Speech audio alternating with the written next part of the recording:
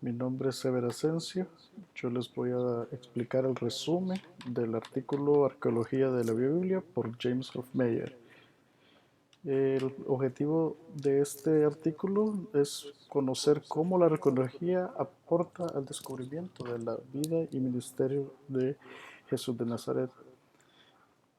En primer lugar, el texto cita sobre el nacimiento y ministerio de Jesús de Nazaret, Evangelios como contexto histórico. Cita sobre César Augusto Octavio y su gobierno en el 43 al 14 a.C. Quirino, probablemente desde el 11 hasta después de la muerte de Herodes, en el 4 a.C., según Lucas 1:5. Y también nos menciona sobre la natividad, que hay un error en el cálculo de las fechas, que probablemente fue del 6 al 4 antes de Cristo, según los estudiosos cristianos. Ahí podemos tener un leve error de cálculo. Luego el texto nos lleva por el inicio del Nuevo Testamento. El Nuevo Testamento inicia con el nacimiento de Juan el Bautista. Este es el primo de Jesús, seguido por la noticia del embarazo de María, madre de Jesús de Nazaret.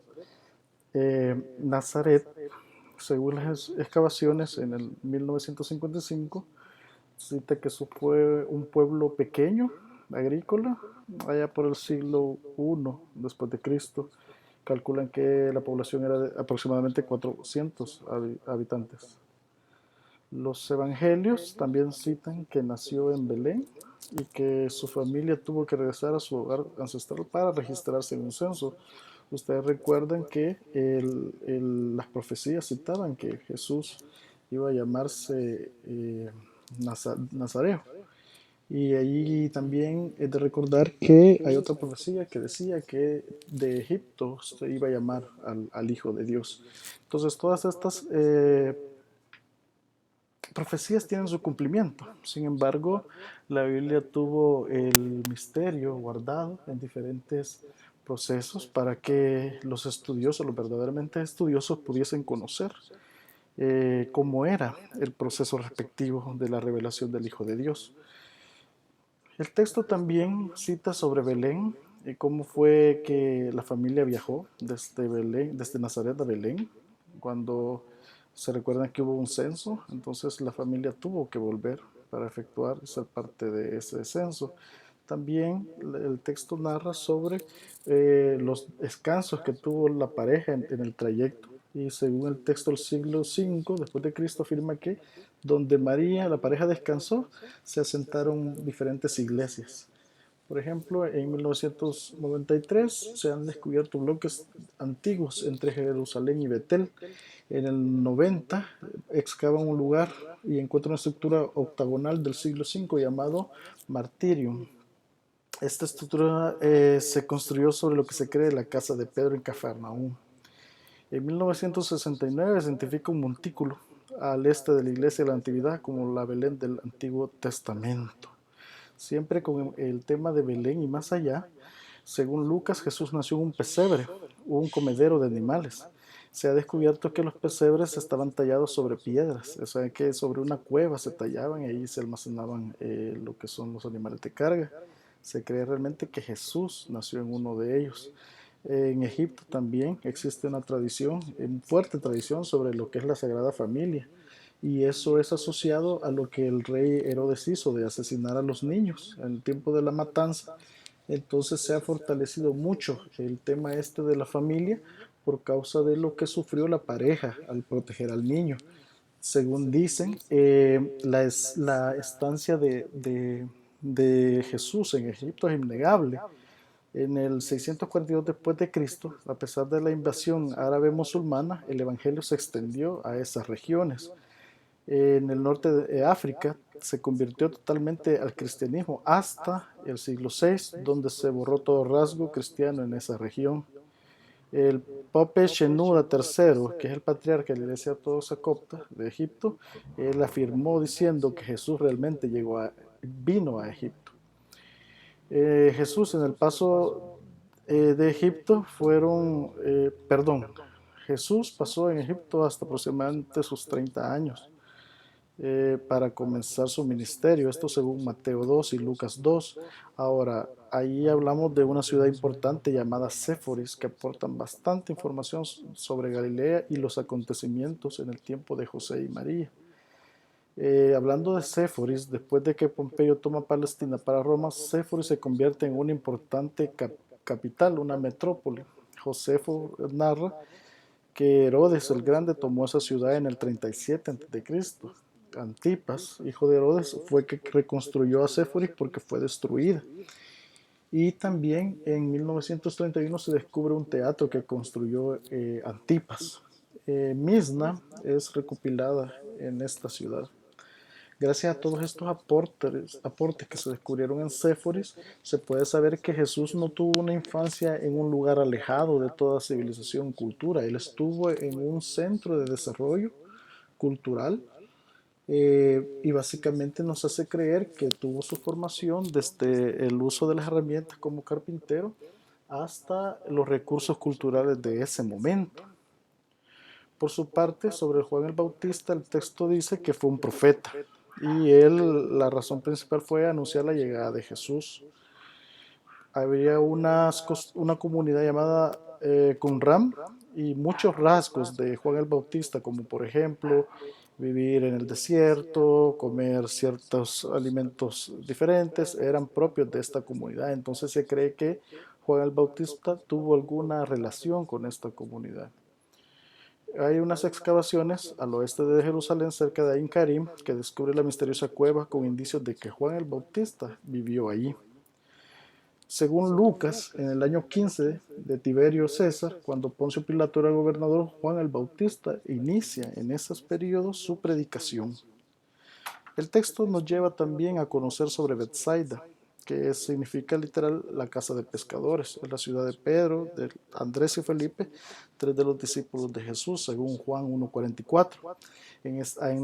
Ahí se han realizado diferentes excavaciones en esa ciudad y encontraron restos de la ciudad jesurita en la Edad de Hierro, donde en segunda de Samuel 3:3 David hizo alianza con ese pueblo. De esa alianza nace Absalón por David y la relación con ese pueblo. Seguidamente el texto habla de Cafarnaúm, que cuando Jesús ya fue rechazado en Nazaret, él fija su residencia en Cafarnaúm, Mateo 4:13. Este lugar es uno de los más excavados en las costas del lago.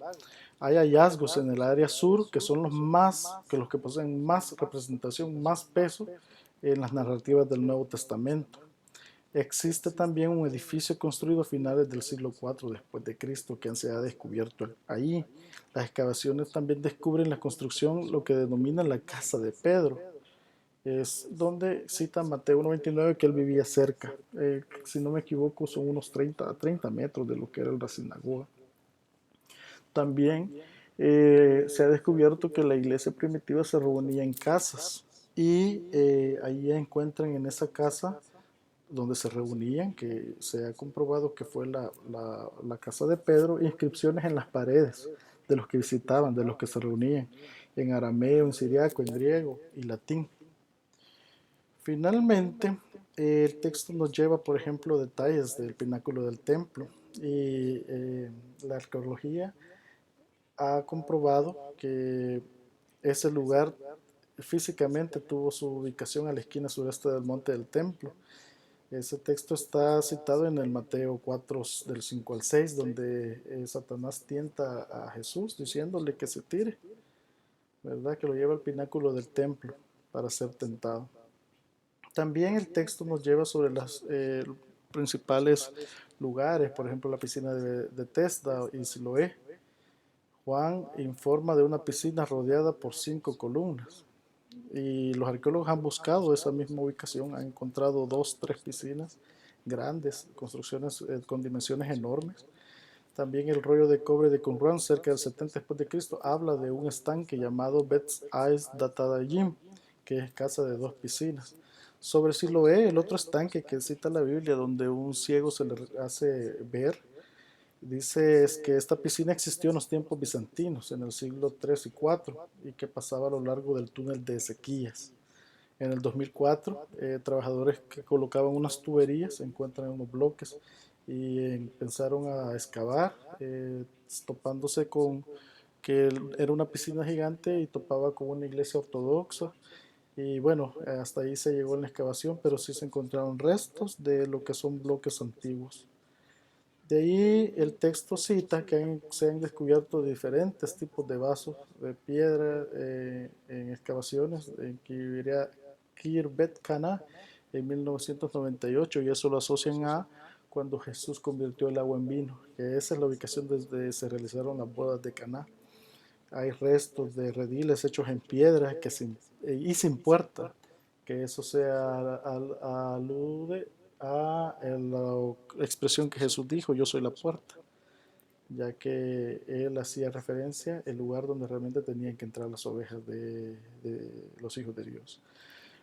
También restos de odres, era muy difícil conservar lo que es el pellejo del animal, pero en ciertos lugares áridos se ha mantenido, se ha conservado ese pellejo de ovejas y cabras.